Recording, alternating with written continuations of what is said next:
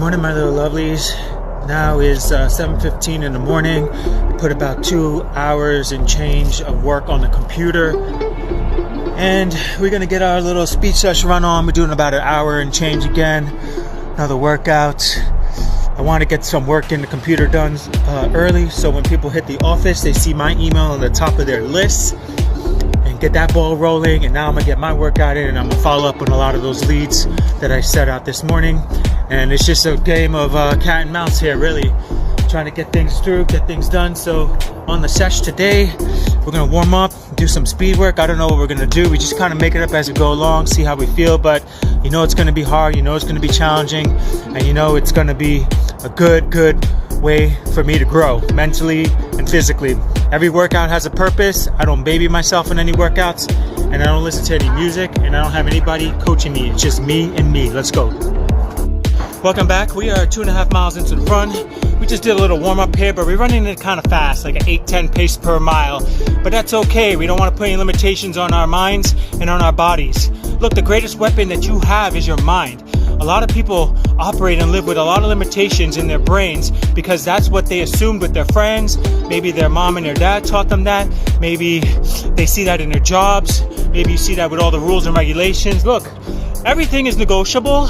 If you don't think things are negotiable, just go out there and ask a 5-year-old, do you want ice cream? They're going to negotiate themselves into an ice cream, whether you say no and you stand to your word or not. 5-year-olds know how to negotiate, so us as adults, we can negotiate with ourselves and get the most out of ourselves. Why do you want to get the most out of yourself? Well, let me ask you the question. Why not get the most out of yourself? Why not be productive? Why not be all that you can be? Why not take on a new challenge? Why not grow and learn new skills and read the books and make the phone calls? Why not do it? Welcome back. We are 42 minutes into the run. We did 3 quarter miles. Started at a 7:15 pace and descended pace. The last quarter mile interval was 6:55 pace per mile. This is when it counts. When it hurts, that's when you just focus in on what you're doing it for. So let your mind worry about being in pain. Your body's going to be in pain whether you do the workouts or not.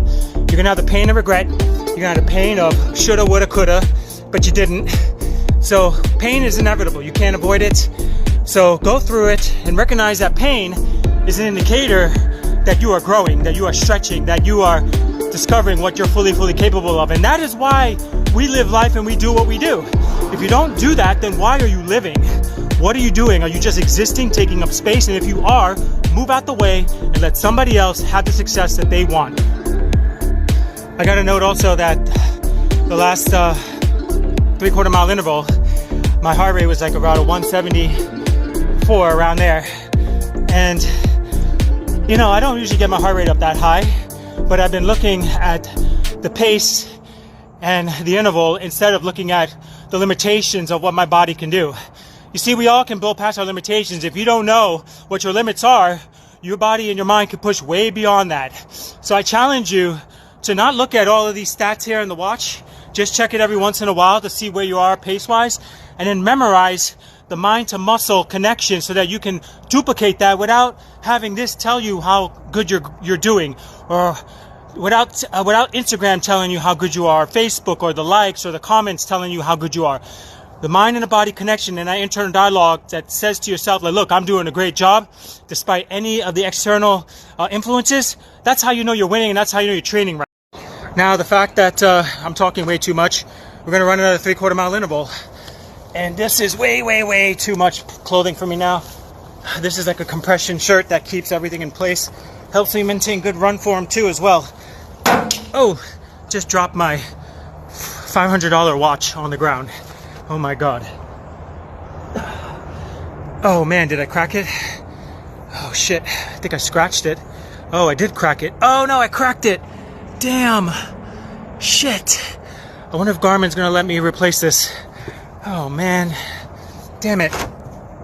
Welcome back. That was 7.15 miles at right under an hour. It was 4 3/4 mile intervals, starting at a 7:15 pace or a 10 pace, and descended down. The last quarter mile, it was broken up because I was talking to a neighbor while I was walking, so I didn't really fully get the full quarter mile. But when I did run, I ran it at a 7-minute pace per mile. And then the remaining mile and a half was just like at an 8-minute, 8:10 pace, just to get into the tempo of marathon pace. That was a good sesh. I cracked my Garmin watch there, and if you could see that, put a crack on there. So I'm going to see if I can get this thing replaced. Oh well, it's the least of my worries. I'm healthy, I'm alive, I'm hopeful, I'm young, I'm beautiful, I'm amazing. This is nothing. Live free, live amazingly.